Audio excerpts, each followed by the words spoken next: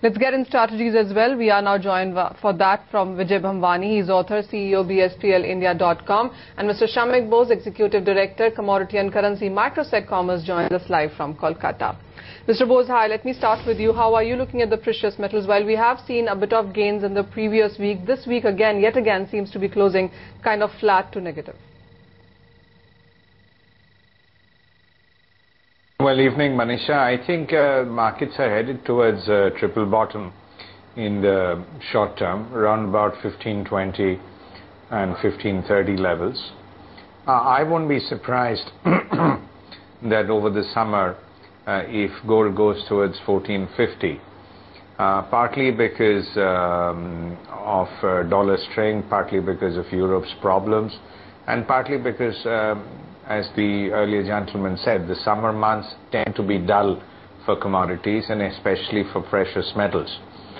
But as far as this short-term strategies go, I think Europe's problems are really now going to escalate, not only because of Greece but also because of Germany, because if you've seen their latest bond auction, they are attracting money at 0% for 2 years. This is going to create an enormous amount of problems for Germany. I think all said and done, the dollar will continue to strengthen because of safe haven status, because of Europe's problems, and sooner rather than later, gold will start attracting a lot of investment buying. It is already attracting a lot of fund interest in the form of central banks. Philippines recently bought a lot of gold. It is considered one of the biggest purchases of any central bank ever.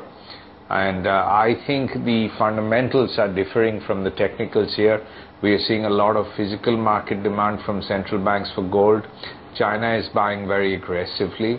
And I think keeping that in mind, the futures market or the paper market is not showing that demand up.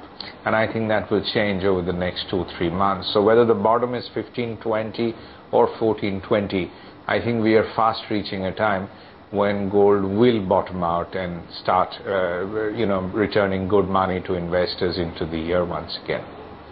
Well, the fundamentals do look positive for gold, but not ruling out that decline there. Vijay, how are you looking at gold for the near term, long term? How is it looking on charts? Manisha, in addition to what Mr. Bose had to say, I would also say that historically, in the US presidential cycle, inflation tends to go down, the currency tends to strengthen, stock markets tend to stabilize, and therefore precious metals tend to come under pressure, along with crude prices. We've seen that even in the midterm elections in 2006, we've seen that in the general elections in 2008, and I think history will repeat itself, and therefore precious metals might just be temporarily, the operative word here is temporarily subdued for maybe a couple of months.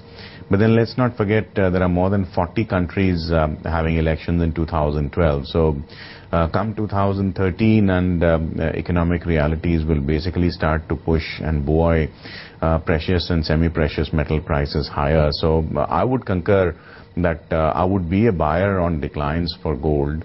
Now, the problem is whether you'd like to pay a cost of carry and therefore buy in the future segment, or would you take a one-time kind of a deployment and buy it in physical. I would clearly favor buying physical bars or coins of 99.9% purity on all declines.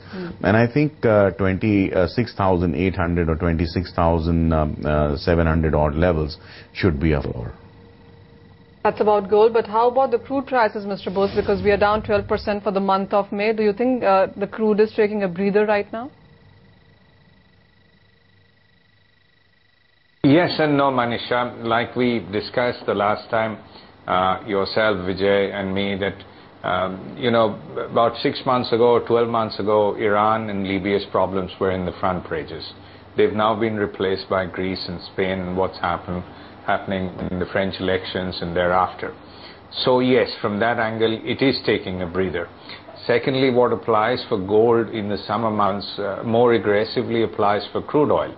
In the summer months, you find it's not the right time for crude oil to go up. Historically, these are the down months for crude oil, although a lot of people look at the American driving season, but that's specifically for gasoline, not so much for crude around the world.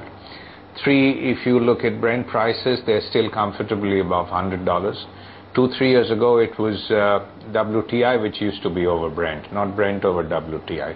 That has changed. That we shouldn't forget that.